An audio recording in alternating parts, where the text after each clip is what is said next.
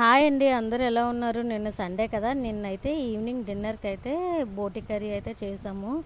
ఇంక ఈ బోటి కర్రీ అయితే నిన్న ఆఫ్టర్నూనే తీసుకొచ్చారు. కాకపోతే క్లీన్ చేసి ఇదంతా చేసినప్పటికీ ఇంకా లంచ్ టైం అయితే అయిపోయింది. సో అందుకని చెప్పేసి ఇంకా డిన్నర్కి అయితే బోటి కర్రీ అయితే చేసాము. ఈ బోటి కర్రీ క్లీన్ చేయడం అయితే చాలా పెద్ద తలనొప్పి మాట. తినడానికి టేస్ట్ బాగానే ఉంటుంది, కానీ ఈ క్లీనింగ్ చేసి అదంతా క్లీన్ చేసినప్పటికీ చాలా టైం వేస్ట్. ఇంకా వండడం కూడా ప్రాసెస్ ఈజీనే. ఇంక ఈ బోటి కర్రీని అయితే మార్నింగ్ మా హస్బెండ్ తీసుకురావగానే ఇక్కడ మా మామయ్య అయితే బోటీలో ఉన్న పేగులు పొట్ట సపరేట్ చేసేసిన తర్వాత పేగులు అయితే తిరగేసి వేస్టేజ్ అంతా తీశారు. ఆ వేస్టేజ్ అంతా తీస్తున్న సమయంలో అయితే ఇంకా స్టవ్ మీద అయితే గిన్నెలో వాటర్ అయితే పెట్టుకొని వాటర్ బాగా హీట్ అవ్వాలి. బాగా హీట్ అయిన తర్వాత ఈ బోటీవి అయితే వేసేసి ఇలాగ పైన లేయర్ లాగా ఉంటుంది, అది మొత్తం అయితే ఇలా కత్తిపేటతో అయితే గీస్తున్నారు. ఇంక ఇలా తెల్లగా అయితే అయిపోయింది. ఇంక పేగులన్నీ తిరగేసేసిన తర్వాత సేమ్ అదే వేడి వాటర్లో అయితే ఇంక ఈ పేగులన్నీ వేసేసి ఒక 10 మినిట్స్ అయితే బాగా ఉడకనివ్వాలి. ఇంక అందులో వేస్టేజ్ అంతా వచ్చేస్తుంది అన్నమాట. ఇంక ఉడికిన తర్వాత బోటి మొత్తం క్లీన్ చేసేసి వెళ్ళిపోయారు మా మావి. ఇంకా బ్యాక్ పెయిన్ వస్తుందని చెప్పి ఇంకా మా అత్తయ్య అయితే ఇంకా పేగులు ఇంకా పొట్ట భాగం ఇదంతా అయితే ముక్కల్లాగా అయితే కట్ చేసేసి అందులో ఉప్పు పసుపు వేసేసి బాగా పిసికేసి బాగా కడిగారన్నమాట. ఒక 3-4 టైమ్స్ వాష్ చేసిన తర్వాత ఇంకొక ప్లేట్లోకి అయితే తీసేసుకున్నాము. ఇంకా బోటి క్లీనింగ్ అయితే ఎలా చేసేసాము, ఇంకా కర్రీ ఎలా చేసామో ఇంకా ఈ ప్రాసెస్లో అయితే చూసేయండి. అప్పటికే బాగా లేట్ అయిపోయింది కదా అని చెప్పేసి ఇంకా బోటి క్లీన్ చేసేసిన తర్వాత ఫ్రిడ్జ్లో అయితే పెట్టేసాము.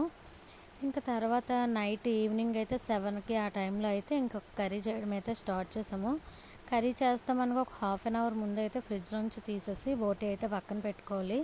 ఈ కర్రీ అయితే ప్రెషర్ కుక్కర్లో చేస్తుంది అన్నమాట. ఇంకా ప్రాసెస్ అయితే చూసేయండి. ఇక్కడ కర్రీ కోసం కావాల్సినవన్నీ పెట్టుకున్నాము, ఉల్లిపాయలు పచ్చిమిర్చి ఇవన్నీ. ఇంకా మనం ప్రాసెస్లోకి అయితే వెళ్ళిపోదాము. ఫస్ట్ అయితే స్టవ్ ఆన్ చేసి కుక్కర్ అయితే పెట్టుకుని ఆయిల్ వేసి ఆయిల్ బాగా హీట్ అయిన తర్వాత ఉల్లిపాయలు పచ్చిమిర్చి వేసి బాగా ఫ్రై చేయాలి. ఉల్లిపాయలన్నీ ఒక 70% మగ్గినాక అల్లం వెల్లుల్లి పేస్ట్ అయితే ఒక స్పూన్ అయితే వేసుకొని బాగా ఫ్రై అవనివ్వాలి. అల్లం వెల్లుల్లి పేస్ట్ ఫ్రై అయిన తర్వాత నీరుల్లిపాయ కొంచెం జీలకర్ర వేసి అయితే ఆడేసి ఉల్లిపాయ పేస్ట్ అయితే వేసేసాను. ఇంకా మసాలాలు అయితే ఏమీ వేయలేదు, అల్లం వెల్లుల్లి పేస్ట్ ఓన్లీ ఆనియన్ పేస్ట్ అంతే. ఇవన్నీ ఈ పేస్ట్ అంతా బాగా మగ్గిపోయిన తర్వాత ఇక్కడ మనం వాష్ చేసి పెట్టుకున్న బోటీ అయితే వేసేసి ఇంకా సిమ్లో అయితే పెట్టేసుకోవాలి. ఇంకా ఈ బోటీలో వాటర్ అయితే ఇలా ఊరుతుంది అన్నమాట. ఇంకా మూత అయితే ఒక 10 మినిట్స్కి ఒకసారి ఓపెన్ చేసుకొని ఇలాగ మనం అడుగంటుకున్న అలా కలుపుకోవాలి. ఇంక ఈ బోటీలో వాటర్ అంతా ఇంకే వరకు అయితే అలా మూత పెట్టి అయితే బోటీని మగ్గించుకోవాలి. ఇంకా వాటర్ అంతా ఇంకిపోయిన తర్వాత అయితే ఒక 2 స్పూన్స్ కారం అయితే వేసేసి కారాన్ని అయితే కొంచెం మగ్గనివ్వాలన్నమాట. ఈలోపు కారం మగ్గే సమయంకి ఇంకా మనం ఇక్కడ టమాటాలు అయితే ఒక 5-6 టమాటాస్ అయితే తీసుకున్నాను మీడియం సైజు. అవి అయితే మామూలుగా చేత్తో పిండేసి రసం తీసి అయితే వేసుకున్నాము. టమాటా ప్యూరీ అయితే వేసేసిన తర్వాత కొంచెం గరం మసాలా పొడి కొంచెం అయితే ఉప్పు యాడ్ చేసుకొని బాగా కలుపుకొని ఇంక మూత పెట్టుకొని బోటీని అయితే 50% అయితే మనం ఇంకా నార్మల్ ఆవిరి పైన కుక్ చేయాలి. వెంటనే విజిల్ పెట్టేస్తే టేస్ట్ అంతగా బాగోదు అన్నమాట.